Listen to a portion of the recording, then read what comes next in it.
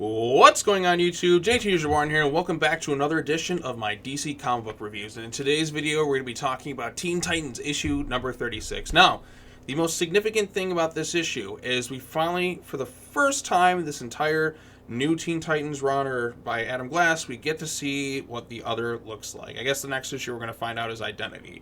And finally, things are starting to come together, some payoffs that have been going on for like a year and a half. It's been, I guess, building to the other. My issue with this run is it feels like you start to get some progress on thing, and then it jumps to something else, and it's so scattershot and kind of latched together. Some issues kind of not so well. But finally, we're getting to this other thing. I've been so tired waiting for the other, and then it's not like they discover him. Lobo's gonna bring him to it. But finally, we're gonna see who the other is. But yeah, let's see what you do. First things first. I really like this cover. You get kind of a clear cut thing of Crush here, and then it kind of overlays over this, whereas the digital copy just kind of has it all merged together. But I like this. Yeah, we still got the Year of the Villain stuff, which I'm kind of tired of at this point. I feel like it's infecting every book, especially a book like this one that's. Well, it's not affecting every book per se. Tom King's Batman run seems to kind of be doing its own thing and not necessarily fully affected as much by Year of the Villain. Because it's off kind of doing its own thing. And I kind of wish that was the case with Teen Titans. I wish it wasn't necessarily connected to Year of the Villain, because that just feels like it's taking up some unnecessary space in this book. But, that's kind of the issues when you have a once-a-month thing. It just feels like it's taking forever. It's been taking forever for this team to feel like they actually have a reason to be together. This one, they actually there kind of is, because they're all okay, we got to save Crush, we got to save Jin. But I do have some issues with this one, so we'll get into it when we cover the issue. So, per the usual, let's read the description. Like father, like daughter, Apex Lex has given Lobo the power to control Crush, and together they're going to take down the Teen Titans. Try as she might, Crush struggles to resist Lobo's influence, but to her horror, she starts to enjoy the madness, and finally, after all this time, it's time to meet the other. Finally, we get to see what the other looks like. I was oh, finally, we're going to meet this guy. And I was just a bit taken back the first time. The design's actually kind of cool, but I was taken back who? Okay, I wasn't expecting that at all. But yeah, so the beginning of the issue, Crush has been, I don't know, I'm not exactly sure how this whole thing works. Lex Luthor because they share DNA, and okay, I love Lobo in this robe. I mean, this book has kind of showed two things, Deathstroke in this robe and his pink slippers, and then you have Lobo in this robe. That robe is amazing. That's pretty funny though. I gotta give the issue props for this. Yeah, but apparently, Crush, because she shares DNA with Lobo, is able to be controlled by her for whatever reason. They never exactly go into it, and I'm pretty certain they're never going to actually explain how it all works. Just know that she's been possessed.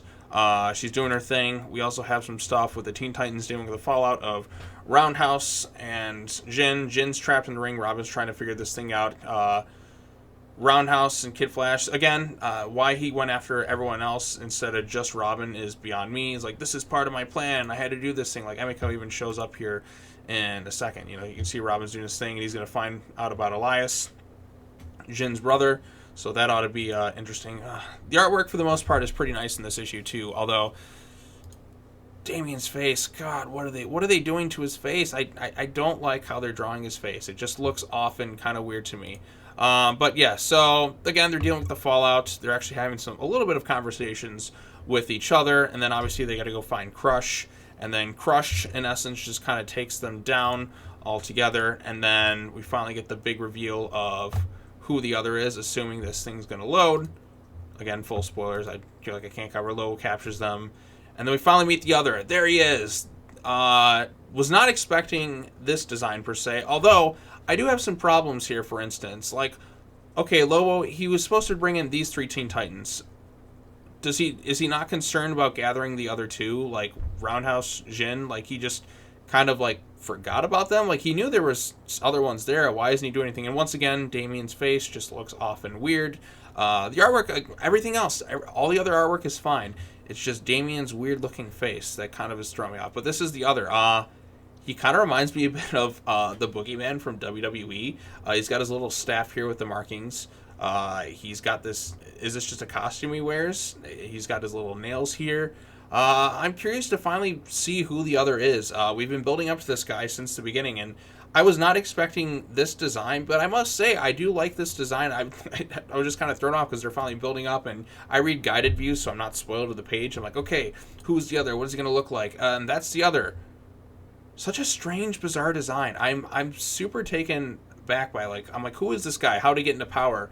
We're going to finally find out about in the next issue, which is, to me, the most important issue of this whole thing. I know I've been speaking about the other for a long time, ever since issue 20. Pretty much I've covered every issue in this run. I probably should just review the special, too, that started this whole thing, because I never really did. But, yeah, so... And they also got the Year of the Valentine stuff. So I know things are going to be okay with the Titans, because I read the Justice League book, and you can see Damian and some of the Titans in there.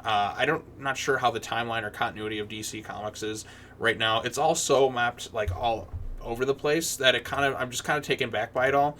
Other things to talk about this issue, like I said, the artwork is nice. I have been having issues with this run and how, like, the team, there's really no reason for this team to be a team at this point.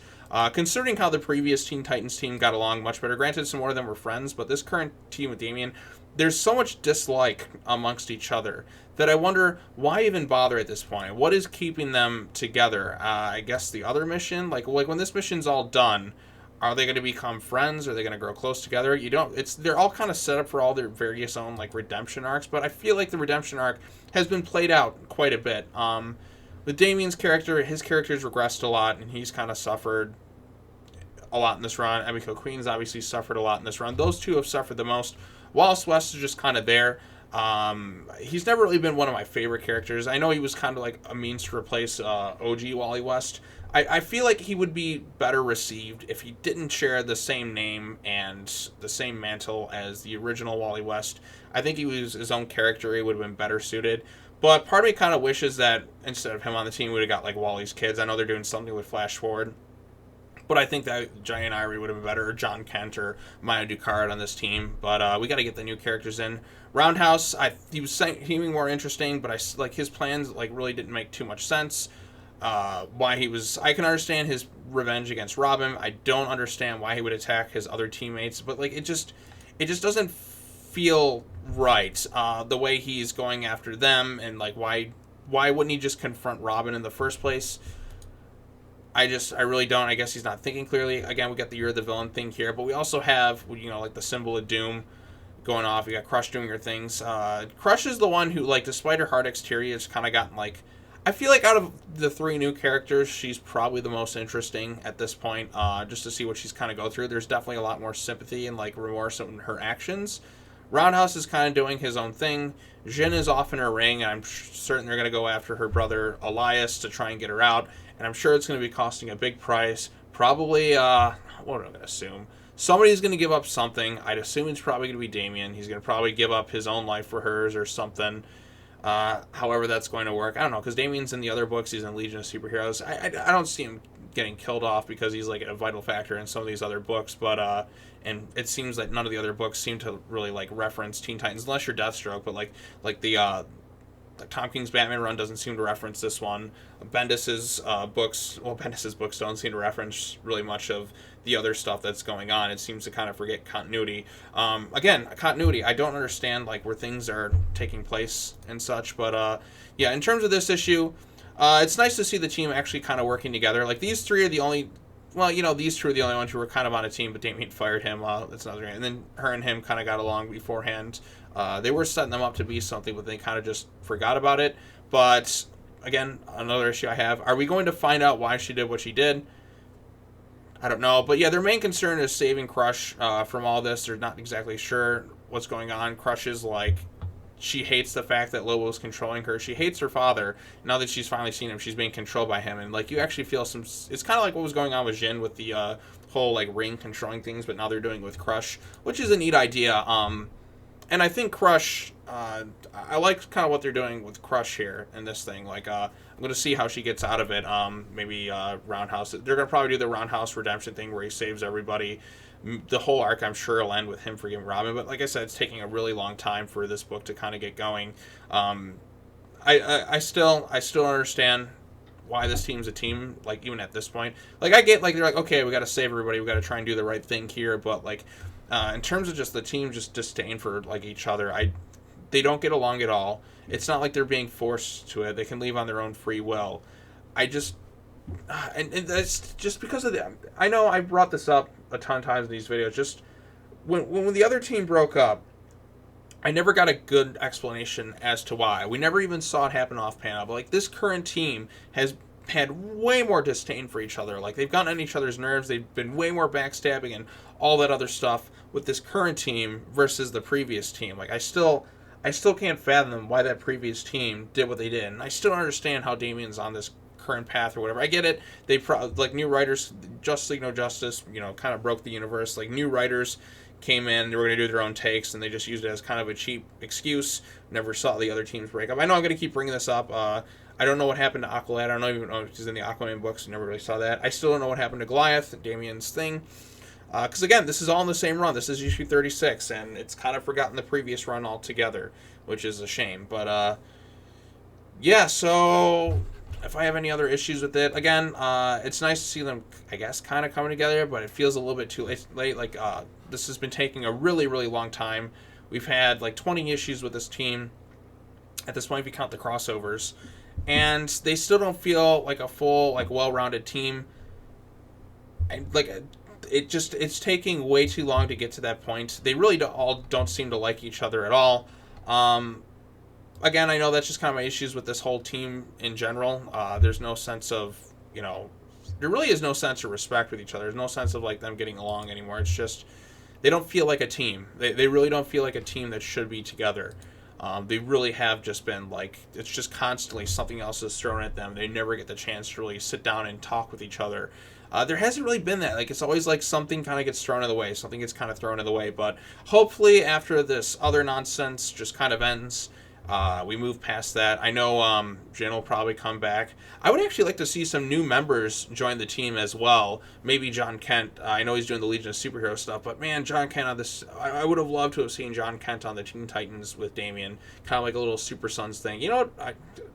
Tomasi probably would have been a good job writing the Teen Titans. I don't know if he really has. I know he did the Super Sons crossover, which I thought was pretty good, but I would like to see, I would have liked to have seen John on the Teen Titans. That would have been cool. I think everybody kind of wants that too, because, those, like John and Damian have, like, really good, on-panel chemistry. Like, their dynamic is so good that you want to see more of it. But yeah, I'm kind of getting off track. In terms of this issue itself, I actually did enjoy this issue for the most part. I'm just kind of talking my grievances with the run in general. It is nice. Lobo in that bathrobe in general was pretty funny.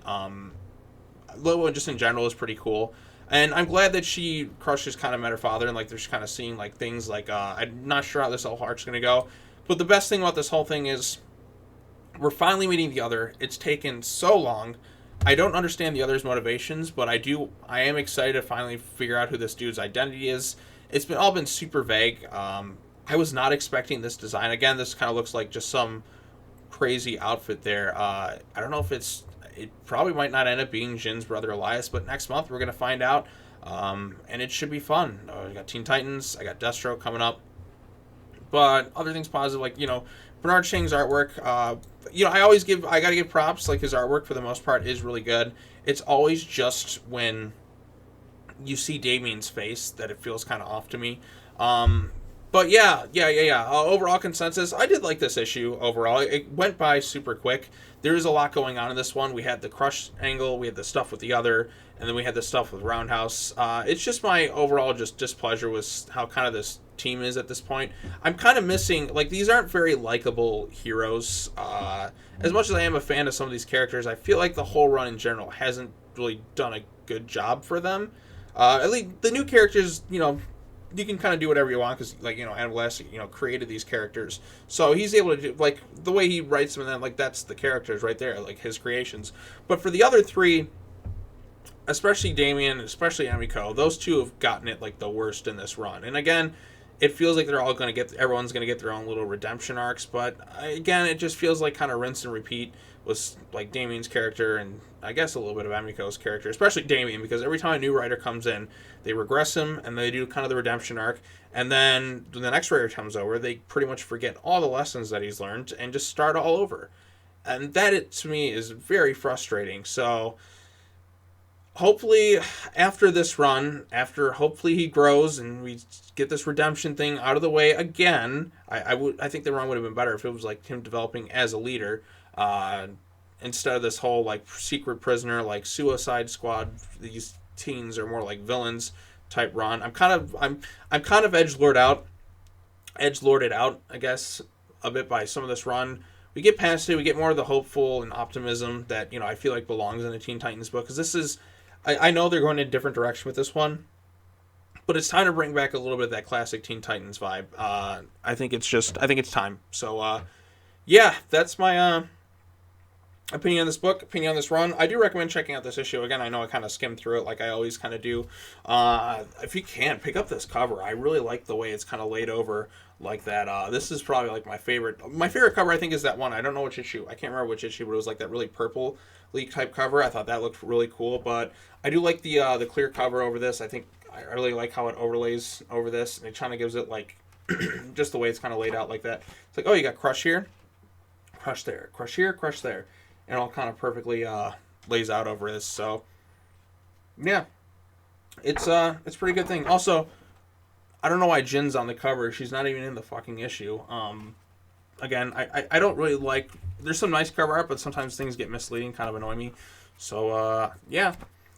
We'll see about the other. I'm finally excited. I'm like, that's the issue I'm most anticipating because we're finally going to figure out who this dude is. Where did he come from out of nowhere? I guess he's supposed to be someone that knows Damien, based on some of the solicitations. I don't know how Lobo's going to factor into it. I want to see Lobo kind of betray this guy. I think it'd be kind of funny. What if Lobo kills the other? That'd be kind of funny. Maybe Robin's like, oh, Lobo, I'm going to put out a hit. I'm going to pay you more. I'm going to put out a contract to like twice what this guy's paying you. You can take him out. I was like, oh, okay then. That'd be kind of funny, but not going to end up being the case. Yeah, so that's all I got to say. Yeah, go ahead. I'd recommend picking this book up. I'm actually excited for this Year of the Villain thing to end too because I feel like this book's been interrupted. It's like you finally get something like ready to dive into something, they get pushed off, and something else kind of interrupts it. Just kind of little mini stories. It's been kind of a strange run. Not the best run of Teen Titans I've read. Obviously, part of me is kind of missing the Rebirth run, the beginning of it a little bit more. But this one I'm definitely like I guess more into because I'm covering it on the channel. But yeah, so that's all I gotta say. I know some of my thoughts are kind of scattershot, but you know, once we start rolling the camera. And just going through the issue, kind of talking about different things and discuss it, what I like about it and such. But I am looking forward to the ending of the storyline with the other. Again, it's been taking a very long time. I know there's going to be a new creative team kind of coming on. Like, Adam Glass is going to be on it still, but they're also going to have like a co-writer. But this issue in general, I'm still going to give it a positive rating. I'm just kind of burnt out by like a bit of the edgelordness. I want to see him get past this already. Again, I know it's just been like a year and a half since this book started. I just kind of want to move more into the classic Teen Titans that, you know, everyone kind of knows and loves. Because I feel like this really angry team has gone on a bit too long. So it's time to go more towards like it's something a little bit more lighthearted. It just this edgelordness it's gone on long enough. It's gone on long enough. Like these are just miserable heroes. Like they don't feel like heroes to me, and you know they feel kind of like villains in a way. They really kind of do. It's time to move past it. It's time to be like heroes. I want to see some new members join the team. Hopefully soon, because I know the previous books, Teen Titans books, they usually add like another Titan or something. I would like to see Maya Ducard join the team. John Kent, maybe Aqualad comes back. Or maybe some other new characters would be neat to see. Maybe Wally West kids can join if they come back out of Flash Forward. So that'd be kind of fun. So, all right, that's all I got to say for this one. Let me know your thoughts on this issue in the comment section down below. And yeah, we can chat about this thing some more and talk about it. Yada yada yada. Blah blah blah blah blah. But Teen Titans 36, it is a fine issue. I do have my issues here and there. Like I said, artwork's nice. Writing dialogue with my favorite part of the whole thing is that image of Lobo in his bathrobe. I don't know where Lobo got that bathrobe. Does he keep it in his backpack? Or was he just set up just for that? That is an amazing bathrobe. So that's my big takeaway of this thing. Lobo's bathrobe is amazing. So yeah. All right. Let me know your thoughts down below. Hit the bell for notifications. Like this video. Share it. Subscribe to the YouTube channel. And I'll see you in the next video. Take care now. Bye-bye then. I shall see you all next time.